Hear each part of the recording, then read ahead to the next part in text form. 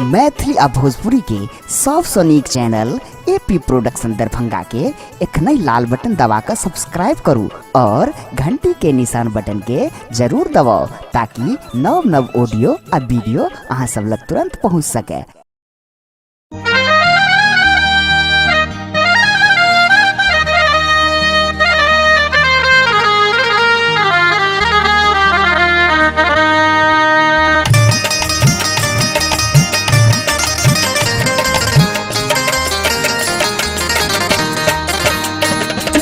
शुभ के लगन माँ शुभे हो शुभे शुभे शुभ के लगन माँ शुभे हो शुभे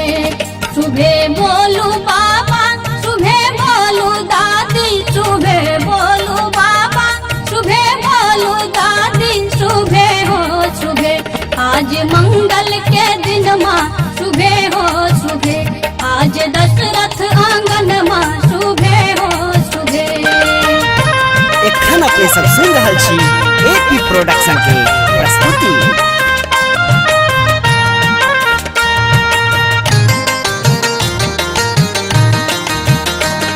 शुभे बोलू अम्मा शुभे बोलू दीदी शुभे बोलू अम्मा शुभे बोलू दीदी शुभे हो शुभे कोहबर के लिखैया शुभे हो शुभे दुआरा के छकैया शुभे हो शुभे।